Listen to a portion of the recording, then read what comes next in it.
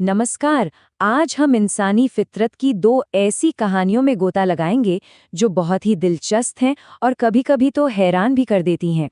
तो चलिए इन सवालों पर गौर करते हैं, एक ऐसी कहानी से जो अटूट भरोसे की मिसाल है। तो कहानी की शुरुआत होती है लेंचो से, एक सीधा साधा किसान जिसकी पूरी की पूरी जिंदगी, उसकी रोजी रोटी, सब कुछ कुदरत के रहमो करम पर टिकी है। और फिर उसकी सारी फसल तबाह हो जाती है। अब सोचिए, जब सब कुछ लुट जाए तो इंसान क्या करे। लेंचो ने भी वही किया। उसने अपनी आखिरी उम्मीद का दरवाजा खटखटाया और वो उम्मीद थी भगवान। जी हाँ, उसने बकायदा भगवान को एक खत लिखा जिसमें उसने 100 पैसों की मदद मांगी। अब यहाँ से कहानी में एक बहुत ही मजेदार मोड़ आता है। जब ये चिट्ठी पोस्ट ऑफिस पहुंचती है तो पोस्टमास्टर पहले तो वो भी हंसा, लेकिन फिर लेंचो का ये अटूट विश्वास देखकर वो हैरान रह गया। उसने फैसला किया कि इस भरोसे को टूटने नहीं देना है और फिर उसने अपने दोस्तों, सहकर्मियों सबसे पैसे जमा करना शुरू कर दिया।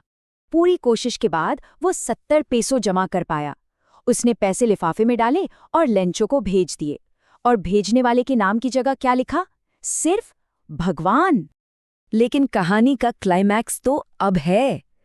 लेंचो को शुक्रिया अदा करना चाहिए था, है ना? पर नहीं, उसके अटूट विश्वास ने उसे एक ऐसे नतीजे पर पहुंचाया जो सच में हैरान करने वाला है।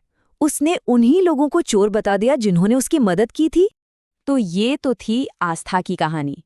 अब चलते हैं एक बिल्कुल अलग दुनिया में, जहां इंसानी रिश्तों की एक दूसरी ही तस्वीर देखने को मिलती है।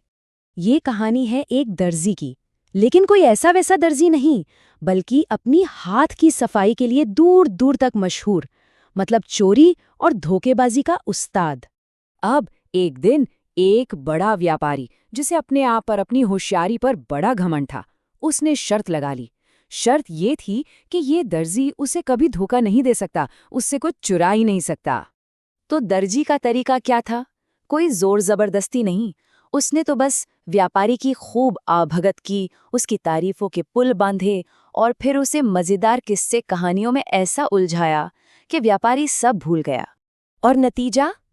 वो व्यापारी चुटकुलों में इतना खो गया कि उसे ध्यान ही नहीं रहा कि दर्जी कब उसके कीमती कपड़े से टुकड़े काटता रहा। ये कमाल की बात है कि कैसे व्यापारी का अपना ही घमंड और मनोरंजन का लालच उसे धोखे का शिकार बना गया। तो अब हमारे सामने दो किरदार हैं, एक लेंचो और दूसरा ये चालाक दर्जी। दोनों बहुत अलग हैं और अपने मकसद को हासिल करने के उनके तरीके भी जमीन आसमान के फर्क वाले हैं। तो देखिए, लेंचो दुनिया को अच्छाई और एक ऊपरी ताकत की नज़र से देखता है। वहीं दर्जी को लगता है कि वो अपनी चालाकी से किसी को भी बेवकूफ़ बना सकता है। मतलब जो उनकी सोच है वैसा ही उनका काम है और वैसा ही नतीजा भी। तो इन सीधी साधी लेकिन बहुत गहरी कहानियों से हमें क्या सीखने को मिलता है? सबसे बड़ी बात तो ये है कि हमारी सोच ही हमारी सच्चाई को बनाती है। जहां असल में मदद थी लेंचो को, वहां चोरी दिखी, और जहां चोरी हो रही थी व्यापारी को, वहां मजाक मस्ती नजर आ रही थी। दोनों ही कहानियां दिखाती हैं कि जिंदगी में चीजें कितनी अजीब और उल्टी पुल्टी हो सकती हैं। ये कहानियां हमें विश्वास, शक और उन धारणाओं के बारे में सोचने पर मजबूर करती हैं जिन्हें हम सच मान लेते हैं, और अंत में एक सवाल छोड़ जाती हैं कि ज्यादा नासमझ कौन है, वो इंसान जिसका विश्वास इतना अंधा है कि उसे लोगों की अच्छाई नहीं दिखती, या वो इंसान जिसका घमंड इतना ज्यादा है कि उसे सामने होता हुआ धोखा भी नजर नहीं आता।